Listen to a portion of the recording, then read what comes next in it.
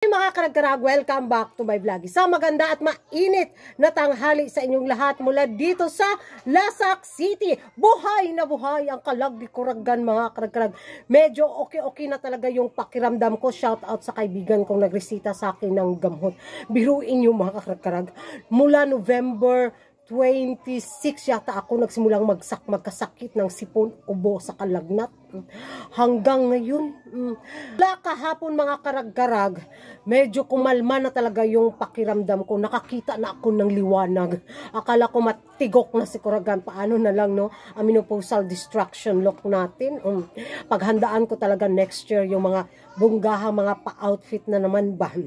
Saka mga karag-karag, bago magtatapos nga sa buwan ng Disyembre ang beauty pageant nako, huling banat, huling pasikat, huling mga pasabog na agawan ng eksena ang mangyayari siguro between kay Hello the Universe at sa Miss Earth Organization. Ano nangyari kay Hello the Universe? Pagbukas ko talaga sa sa cellphone ko mga karag-karag, ay bumungad talaga sa akin. May pa-event si Hello the Universe na talagang tinaon sa petsa ng pa-event din ng Miss Earth 2023 sa Vietnam. Ipapakita ni Hello the Universe ang mga behind the scene sa preliminary, sa mga pa-evening gown. Ay, tsucherang baki si Hello the Universe mga karag-karag. Lami kay pikta ng iyang picking siwit. Makalagot, ay, di ba? Respeto na lang sana ba sa Miss Earth Organization bitaw, di ba? Na may papageant sila na ilang araw na lang magsisimula na, di ba? Tapos i-eksena ang Miss Universe Organization. Anong ganap? Liwat na ka ni Uncle? Gigil ako talaga. Magkasakit na naman si Kuragan nito mga karag-karag. Parang nainis ako ba na na-imbir na bitaw ako kay Hello the Universe, di ba? Alam naman sana niya na may ang Miss Earth, tapos gagawa siya ng eksena para ipakita yung mga behind the scene ng mga kandidata sa Miss Universe 2023, lalo na siyang maputakti, di ba? Ipalabas niya yung preliminary, yung closed door interview, para sipa jud na iyang giti gyud. Unsa man imong haday? Pasinsilyo ka. Ang problema kay wa jud tay sinsilyo. 5-5 lang ha.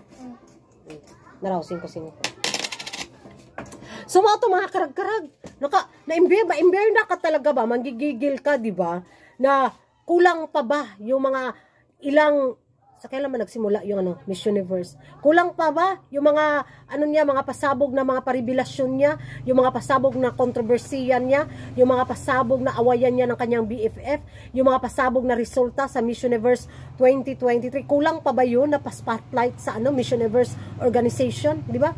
Tapos ngayon, minsan nga lang umeksena ang Miss Earth pageant, aagawan pa niya ng eksena. Gusto niya sigurong pag-awayin yung mga fans. Di ba? Tapos, pag mabash ang Miss Universe Organization, nako, playing victim na naman si Hello the Universe. Ewan ko ba't amuti makalagot siya mo. Amot lang jud, na! Gigil. Karag-karag, ano yung magiging reaksyon nyo na aagaw ng eksena si Hello the Universe sa pa-event ng Miss Earth 2023 sa Vietnam? Mag-ingay tayo sa comment section, at kung hindi ka pa nakakapag-subscribe sa YouTube channel ko, don't forget to like and subscribe. Kuragan-karag, ang babae lagi na karag-karag, and see you in my next vlog. Bye-bye!